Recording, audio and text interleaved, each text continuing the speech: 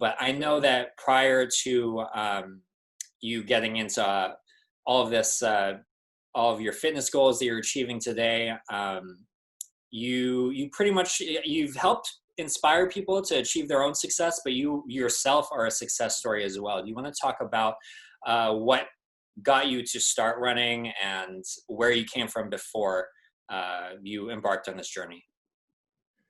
Yeah, so if I could try to make it short, um, I was an alcoholic, so I felt like I was losing everything, from my job to my family, my wife. I have 3 kids, and I literally was losing everything and didn't know it. And I have a very addictive personality. So whatever I do too much of, and hence the running streak, fitness. So I need to channel that in a positive direction. And in that point in my life, dealing with selling a home, being a father, being a sole provider.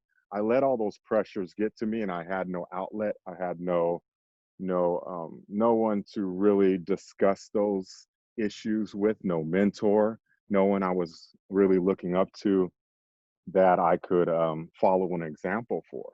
And where I come from, East San Jose, my example was drinking, partying, living for the party, living for Friday and Saturday night. But that really doesn't balance well with being a father of 3 and a husband.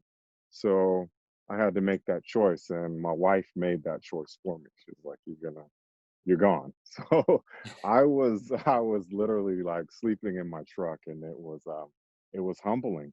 It was humbling that I was in my truck trying to sober up, feeling like I couldn't do it, just an impossible task.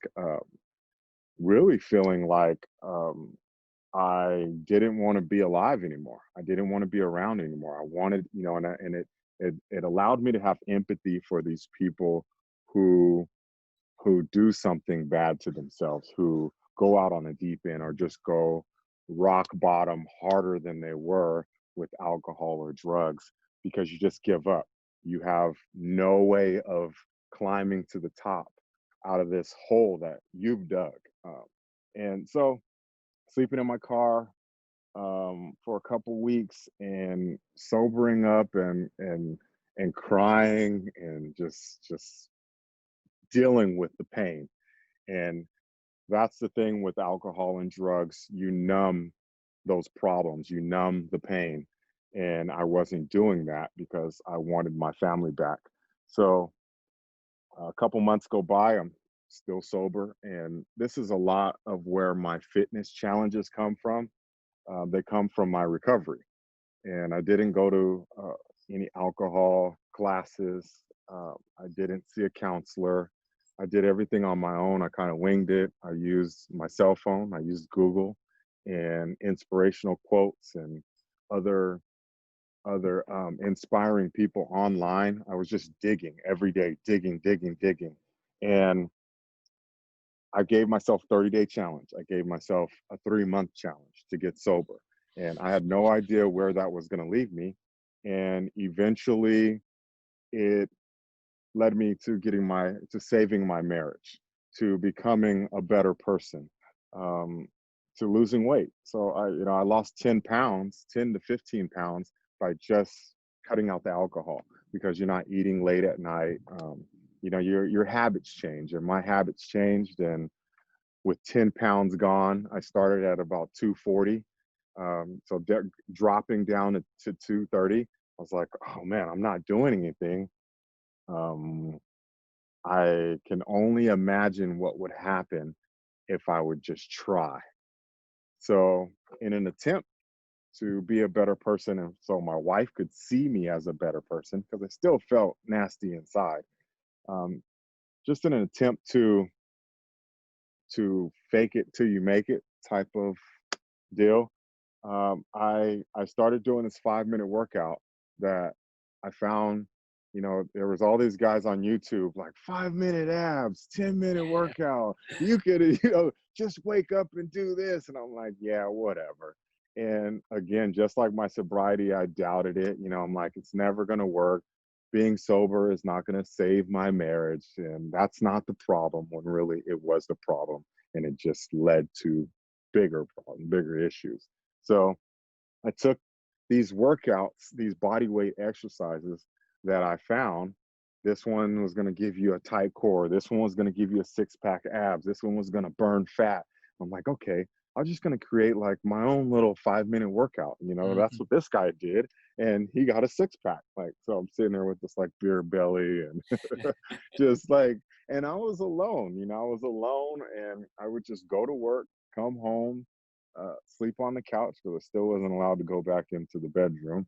And you know, I was struggling in my 30s, trying to figure out how I was gonna become confident again. And that 5 minute workout, I just woke up every day and just like just one day at a time. I'm just gonna do it today, do it today. And by 30, if it didn't work by 30 days, I was gonna quit. I was never gonna work out again. I'm like, I'm done. And I was too cheap to get a membership at the YMCA, which is down the street from my house. I'm not gonna pay for a gym membership, just like 2 year contract. I'm just gonna do it right in my living room, and I'm gonna do it really loud so my wife can hear me, and she's gonna know that I'm this, you know, I'm this inspiring person. And so, you know, and I learned a lot along the way, and I learned you can't do it for others, you have to do it for yourself. And in the beginning, I was doing it so that she would see me, so that she would see me as someone different, and she didn't notice that. That didn't matter, you know. Me, day 10 on my 5 minute workout didn't mean anything because I'm a father and a husband, and I know I got bigger responsibilities than, you know, trying to get a six pack.